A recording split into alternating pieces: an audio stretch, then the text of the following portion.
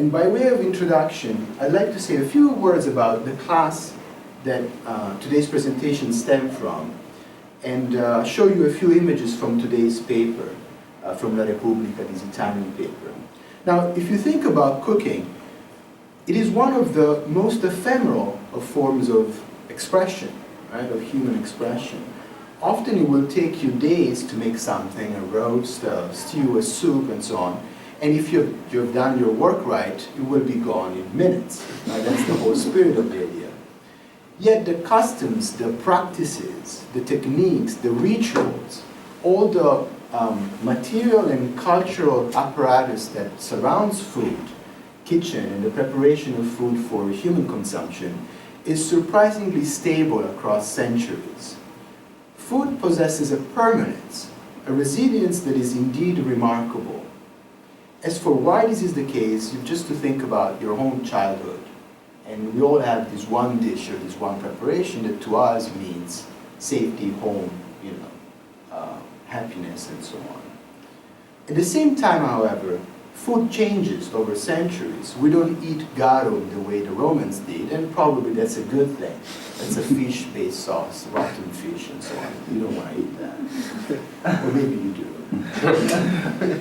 But when these changes happen, so when changes in food happen, they're always very revealing. They're usually a response to a deep and crucial change in society, technology, or even geographical discoveries, as we will see shortly with Nick's presentation. The aim of the class was to bring both permanence and change to the forefront in an attempt to make food meaningful and not just the means to satisfy an impulse, an object of instant gratification. At times during today's presentation, you might find yourself wondering, how can they know these things about what people ate so long ago? They're all dead and done, so how do we know those things? Well, we have ways to know. For one, humans, and Italians in particular, found an inordinate amount of pleasure in talking and writing about food, about what they ate. So we have those documents that tell us about their culinary habits and customs. Secondly, more often than not, we have material evidence that reaches us through the centuries. So we have the actual vessels, remnants, and so on, that we can use to reconstruct the diets and the culinary practices of people that are gone. Now, and this brings us to today's paper. So you may or may not know that this year in Milan, we have the Expo, so the International Exposition. Right now they call it the Expo. And then, it changes city every, I don't know how many years, but 2 or 3 years. So this year is Milano's year, 2015, and the theme that they chose is feeding the planet. So food is the theme that they chose. There are many things that you can go there, mostly eat when you go to this thing. But some of the things that they do, can you show the Repubblica? There you go. Let's see if it loads the image. There we go. So, let's go to the number one, yeah, the first one. There you go. So, this is bread from Pompeii. And you may have heard of Pompeii as the city that has been buried by an explosive eruption of Vesuvius in 79 AD. We found food that was buried in the ashes and then got turned into charcoal, petrified, and so on. This is bread. Again, bread. Bread. Figs. Wait, Gianluca, too. Yes, please. Sorry. No, Thank you. I'm sorry, a little early. I'm just filling the time. There we go. So figs, if you think about it, right? We have figs that are, these are almonds. These are a kind of bean that is now almost extinct, and we don't grow it for human consumption anymore. But it was very popular with Rome. This is garum, the leftover of garum, the sauce that I was telling you about, rotten fish and so on. Garlic, gotta have garlic. Grains. These are dates. Again, grains and so on and so forth. So we could go on for a while, but you get the idea. Not only we have the practices that come handed down from one generation to the next through the practical instruction of cooks, we also have all these documents and remnants that we can use to talk about these things. So that was my spiel. But now I turn it over to our speakers today. As I said, we reserve questions for the end. And the first speaker is Nick.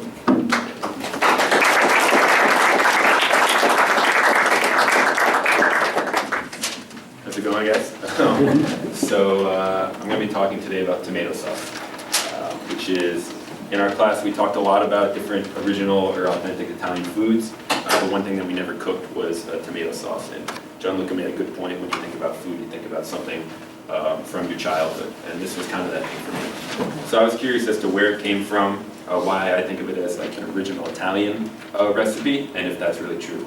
And kind of what I found out was not at all. As my cheesy subtitle there says, it's kind of moved around the world along with people through history. So I guess my thing would be that as people move, so does food, and so does tomato sauce. So. Oh, great. Right, yeah, it's a good start. So the plant itself originated in Central and South America, and it grew in the wild for centuries, like most plants that we eat today. It was nothing like our tomatoes. They were yellow, dark red, orange. They're kind of a pain to pick. They were small. They weren't really worth the time. But like a lot of fruits that we eat today, we humans kind of changed things up. We farmed them, we domesticated them, we turned them into whatever we wanted them to be. So now we have these big red tomatoes that you think about today when you think about a tomato at the supermarket. So Central America, as I said, is where it originated, or the plant was found, and it's also where it was domesticated in the Pueblo Veracruz area of Mexico. So the salsa appears, or we can assume that it appears, as early as 1500 BC. We can find old pots with some remnants of food in them. And it was probably just a tomato with like a little onion or like chili pepper. The first definite finding is 900 BC, and that's because they found tomatoes and chili peppers in the bowl. So you have all three things together. And I know this is more of a salsa than a sauce, but I think it's important to cover it because it's kind of where things start with the tomato sauce. It was kind of a pain to cook things back then. It was harder. It's not like you just have a stove, you can turn the burner on. So I think it's important to emphasize even mixtures with the raw tomatoes. So the Aztecs were one of the people with the earliest recorded recipes, and theirs was pretty basic for the most part, but had some interesting ingredients as well. Yeah. So Bernal Diaz was a conquistador in 1519, and he came along with Cortez to Tenochtitlan in the Aztec cities, and he wrote that when they were going through the cities, the Aztecs often looked at them as if they wanted to chop their heads off and put it in a salsa. Sometimes they did. So you had this recipe, which was uncooked tomatoes, like I said. You put it in a bowl, you'd smash it up, throw some onions, salt, a little chili pepper, pretty basic. And then, the Aztecs had sacrifices, so they were utilitarian. They chopped off the heads and they put them in the sauce, mix it up for flavor. Or if they didn't like the Europeans, they put their heads in there too. So say what you will about the Aztecs, they were resourceful. So here's Worlds Collide. This picture, I don't know why he's standing on a turtle. I just have to clarify that. I think it's a cool image, but I don't know what the significance of that is. What are you going to do? So the Spanish arrived, again, 1519 to about 1521 with the Aztecs. And as we know, they affected the native peoples, right? The trajectory of their culture changed, well, so did tomatoes and tomato sauce. When it moves over to Spain, at the beginning, it's considered rare and unique by these conquistadors. It's a new fruit, right? Like a lot of things in the New World, they'd never seen it before, they didn't know what to do with it. They were interested. And you hear a lot about the Spanish coming to the New World and wanting the gold and the other jewels. Well, they wanted tomatoes too. They would put tomato seeds in the bottoms of the boats with all the gold treasures. They bring them home, and they planted them. It's a big deal. So there's no specific date or known records for exactly when the tomato shows up in Spain, but 16th century is about the best we can do. It's coming in 16th and 17th centuries. It's coming in a lot through ports in Sevilla and Iberia. So the tradition of cooking them came from one thing most likely, and that's a fear of poison. Right? When tomatoes first come over, they're used for two things, or there's two thoughts about them. One is for kind of extremist doctors to use them as like a medicinal remedy, and the other is that nobody should eat them because they're poisonous. So of course, the only people that are going to eat them are the poor. They have nothing else to eat. They say, we'll risk it, we're starving. So they cook the tomatoes, they hope they're not poisonous anymore. Lucky for them, they're not poisonous ever. So that's solved those problems. And then not soon after, you see a lot of wealthy people, a lot of royalty starting to eat tomatoes. And this is because at the time, the idea of the New World, anything coming from the New World is cool. It's revolutionary, it's thought of as something to be treasured. So all these kind of higher up people, upper nobility, were starting to eat tomatoes. There's a saying that the poor ate them because they had to, the rich ate them because they liked them. And then we're going to see some increasing complexity in the recipe. And this is from 1747, so the tomato has been hanging out in Spain for a little while now. This is Juan de la Mata. He's got like a quasi-cookbook called Arte de Repostería. I probably didn't say that right. Don't speak Spanish. Anyway, so what they have is ingredients: salt, pepper, garlic, parsley, olive oil, balsamic vinegar. You're seeing now, obviously very different from the Aztec recipe, more ingredients, more complexity. They're starting to cook the tomatoes, right? They're roasted because with time, it's getting easier to cook, and with Spanish civilization, it was more common to cook things. These ingredients still are not all cooked in one big stew and mixed up for hours like we see today. They're cooked separately in a pan and then you mix them together later. So still not the same as you think of when you think of a modern tomato sauce.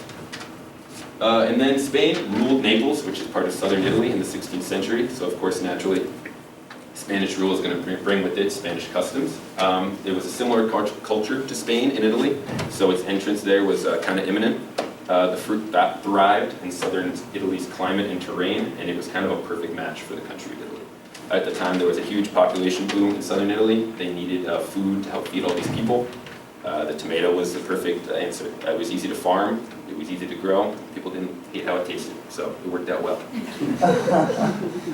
So this is an Italian recipe that should be Antonio Latini in 1692. You notice that this recipe actually predates the other one, so you can see there's kind of a mixture of Spanish and Italian cuisines. It's not a progression of all the Spanish cuisine and then the Italian. Things are changing at the same time, right? The world doesn't stop when things move in one place. Right? So onions, hot peppers, garlic, olive oil, basil, salt, pepper. And then you're seeing different forms of tomatoes, right? Here's the tomato puree, which is essentially a cooked down concentrated version of the tomato. You're putting that in the sauce to give it more flavor.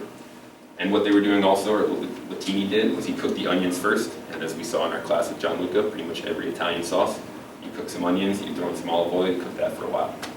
So you put all these ingredients together, and now you're starting to see the idea of a slow-cooked sauce. It's more of a progression, it's more of an event than just a way to feed yourself. So the New World, right? Overpopulation and poverty are in southern Italy in the 18th and 19th centuries. In America, as we know, looked pretty good back then. Promise of new life. A lot of southern Italians came over in the 18th century, and with them they brought their pasta sauce. So that guy over there is Ettore Boiardi. In 1928, he starts up his restaurant in Cleveland, Ohio, and people start asking him for his sauce. They want it, and he says, all right, let's make this into a business. So then you have Chef Boiardi. That Chef Boiardi, he's a little different looking. His name is pronounced a little differently. It's Hector Boiardi. So the company is probably the reason that tomato sauce becomes famous in America. During World War II, the company is commissioned by the federal government to start working nonstop, 24/7, to provide rations for soldiers. So Americans all over the world are eating Chef Boyardee, keep themselves hungry for the war effort, and that kind of changes the whole perception of tomato sauce in America. The soldiers come back, America has a population boom, just like we saw in Italy, right? And they need to feed people.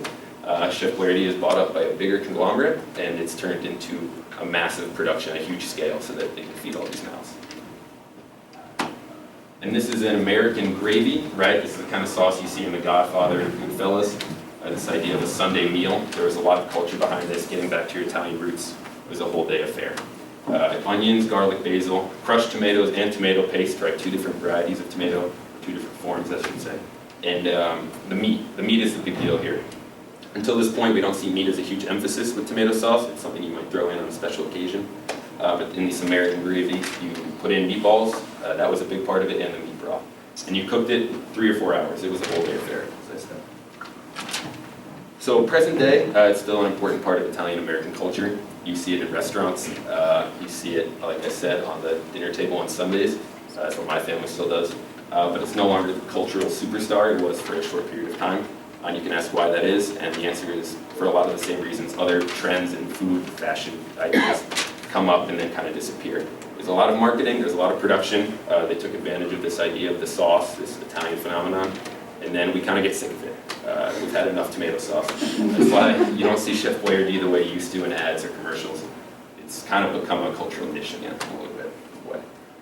But there are still people who are eating it. This is actually my grandparents' wedding. These are my great-grandparents and the wedding party, and then the tomato sauce is in front of it. It's still important. Yeah, that's all I got.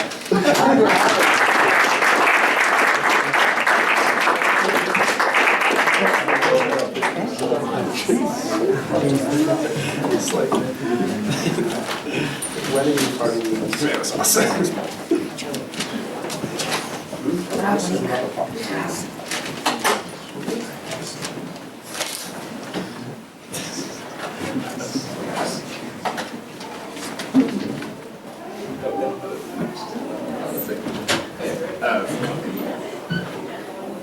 Alright, hello everybody, my name is James Manning. I'm a sophomore, and I was obviously a member of this Italian food practice class.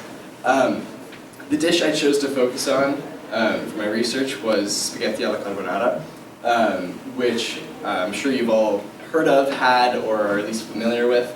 And I chose it because it's a dish that my parents have made in the past, a couple of my friends know how to make it, and we made it in our class, and I wanted to know more about it, where it came from, what its roots were, and sort of how it came to be. And so to start, let's look at what it is. So if you're not familiar with it, it's a dish, obviously spaghetti based, and it has an egg sauce. And so the eggs are beat, and then they're poured into the pan as the dish cooks. They're poured in raw, such that when the dish cooks itself, the eggs aren't cooked hard, and it's more of a sauce rather than part of, like, a hard part of the dish. And then along with that, it has cheese. You can obviously vary it based on your taste and your desires, but we use pecorino cheese. And then lastly, there's guanciale. And guanciale is seen mostly in the Italian versions of the dish. And we can go next. It is the jowl of the animal. And like I said, it's cured ham, and it's kind of mostly seen in the Italian version of the dish. And in America we see bacon or pancetta, and that's because guanciale is primarily a European food, but pancetta and bacon are kind of the American substitute. And so both of them are cut from the belly portion of the animal, and the difference between the two is that bacon, both of them are cured, but bacon is smoked, and they're both different thicknesses. Pancetta can be either diced or it can be sliced very thin, while bacon is usually sliced and is not thick, but it can go from thin to thick pretty quickly. A way to think about this, what we talked a lot about in class, is this idea of authenticity and genuineness in food. And so if you're looking to have genuine spaghetti alla carbonara, it would be good to have spaghetti alla carbonara with guanciale, because that's how it started, that's how it came to be. If you want to have spaghetti alla carbonara, that means in the way of I carboni. And I carboni, this is a theory of how the dish came to be. There are many, it's not actually 100% known where it started, where it began, but this is the theory that I like most. And so it's about I carbonari, who were wood burners to make charcoal, and the word for charcoal in Italian is carbone, thus I carboni. And they date back to before the 1800s, and we know that because there was a secret revolutionary society called I Carbonari, which took the name from this wood-burning group of people. They had, like I said, they were wood burners, so they would have to take these massive piles of wood and burn them to make charcoal. But to do that, they would need to be relatively far away from society. Thus, there wouldn't be wildfires that devastated cities, and so with that, they would kind of need to bring food that lasted, food that wouldn't spoil no matter what. And so they brought cured ham, which was very important to the dish, also because it just it wouldn't spoil, and it would last however long they needed it. And they would bring spaghetti, which also wouldn't spoil, because once you cook it, then it can, but once you cook it, you're eating it, so it doesn't matter. And then also they would bring chickens with them so that when the chickens laid eggs, they would be fresh immediately. And they could have, you know, a chicken with them for 2 weeks and not even worry about having spoiled eggs. And also cheese, because cheese is fantastic. And so then they kind of took all of these ingredients and put them together, and thus spaghetti alla carbonara was made.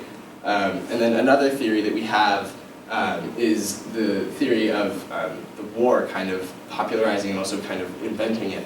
And that's also, like Nick talked about food rations, soldiers were given powdered eggs, meat sometimes, depending on where they were in the week, and Italian soldiers were given one egg every 15 days, and they were also given pasta and powdered eggs and stuff, and so American soldiers actually were not given any of the pastas, and so apparently they were collaborating with Canadian chefs to make these amazing dishes, and also the Italians were taking all of their ingredients, mixing them together so they weren't just eating powdered eggs or, you know, old ham, and so they made something more interesting with it, and thus spaghetti alla carbonara was born.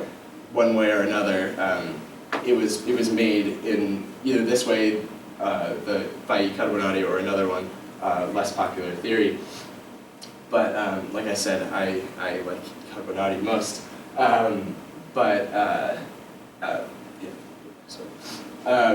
Lastly, we can talk about how food has changed and how spaghetti alla carbonara kind of plays into that.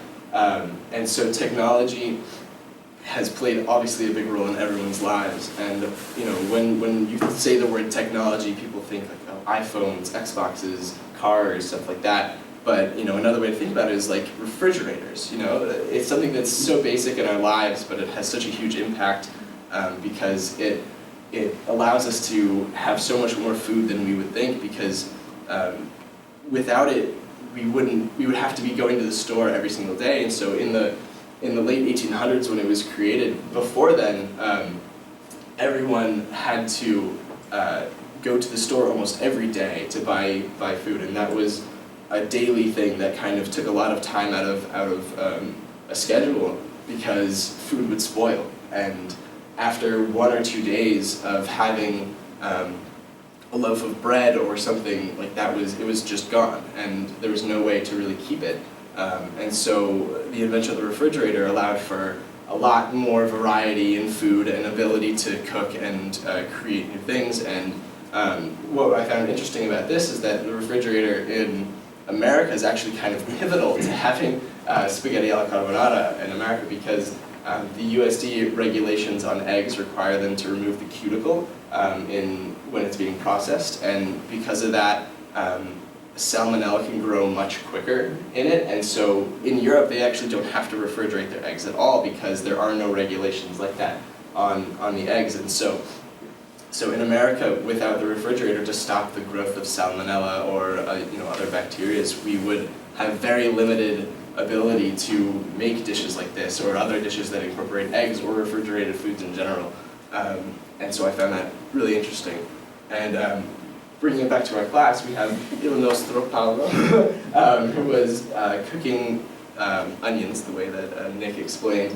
And we focused a lot on how a dish isn't just what it's what it looks to be. Like spaghetti alla carbonara is not just this tasty food that people have at dinner. It's I carbonari going out into the forest for 2 weeks and making their eggs and combining all their ingredients, or it's soldiers trying to make their lives more interesting on a battlefield, and a lot of like I said, the idea of genuine food and authentic food played a huge role in what we learned, and it's really interesting to look at how cooking has kind of become part of culture in Italy and also around the world, but also how the culture of cooking. You know, like the culture behind each dish, each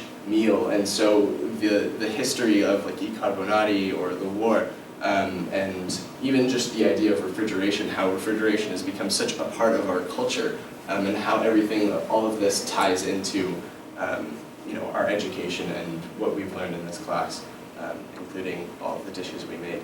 But, thank you.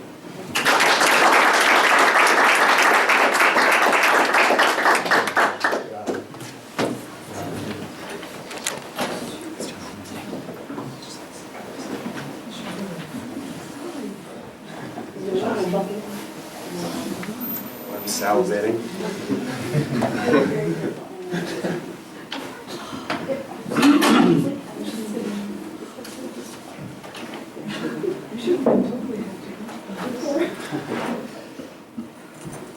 Wait, is a couple other people drink one? Well, as the lunch hour arrives, it's getting hungrier and hungrier.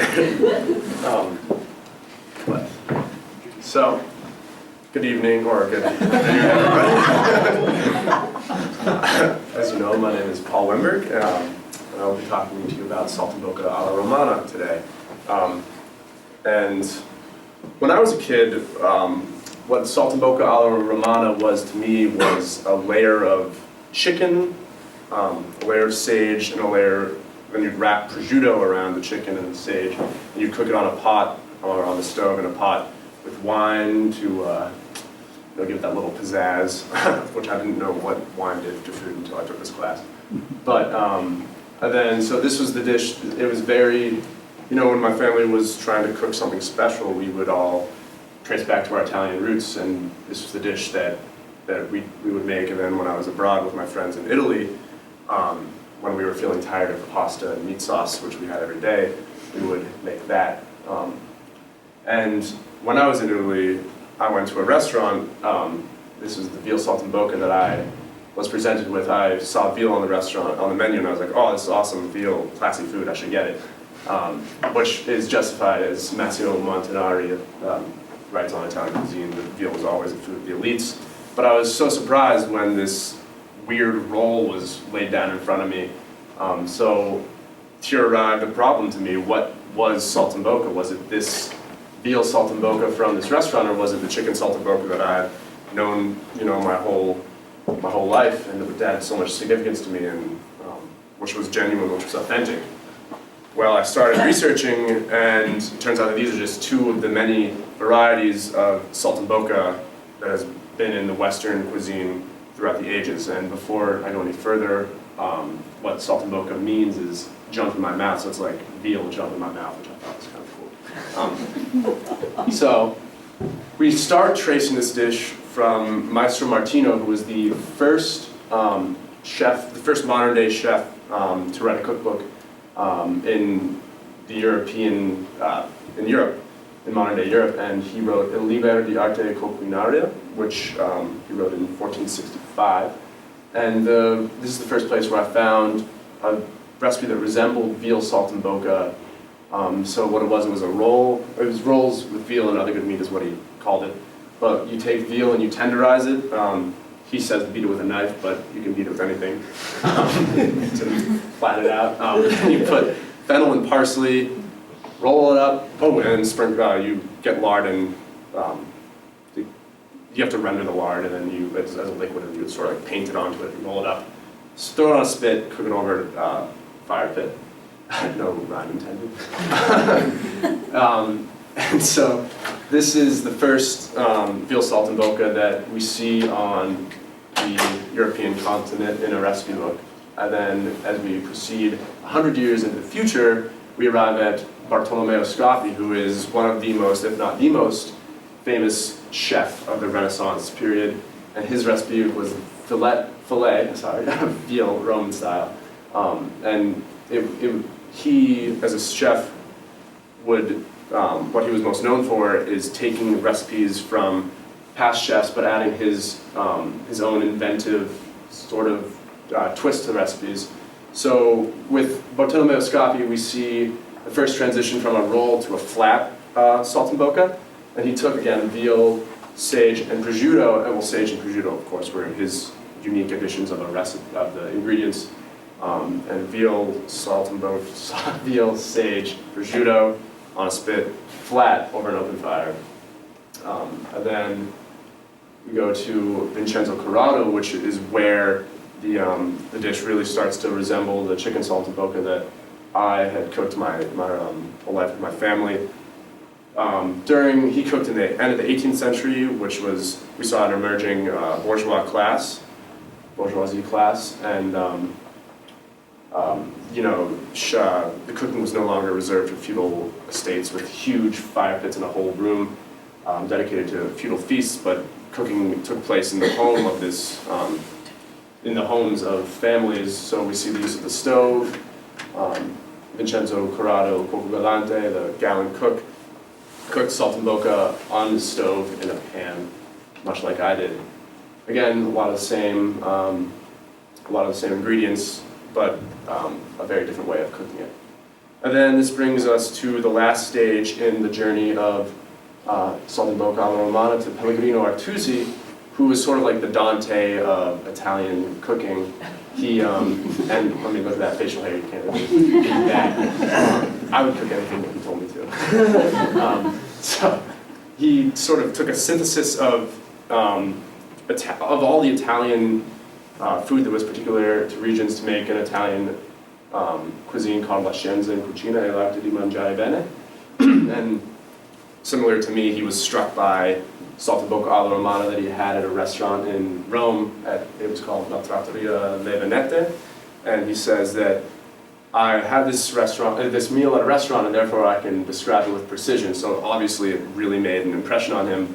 And it was interesting that it was this dish from a restaurant, not the recipe of Scapi or the recipe of Corrado or Martino that really made significance with him.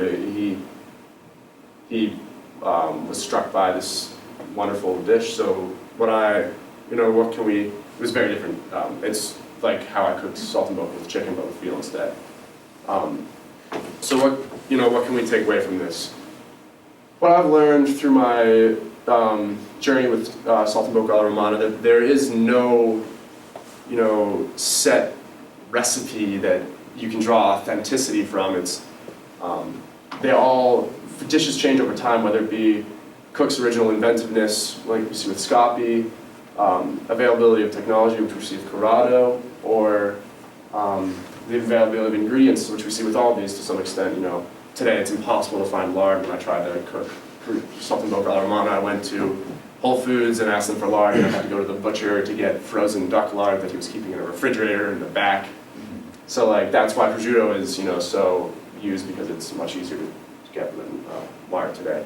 Anyways, but yeah, so the most important thing with food is not drawing legitimacy from Pellegrino Artusi or from Martino, but what is significant to you and the process, the ingredients that are available, and if you sort of go to the next, this is what matters. It's happy people cooking food with their family that makes saltimbocca what it is. It's not necessarily your strict adherence to the recipes of the past. Thank you.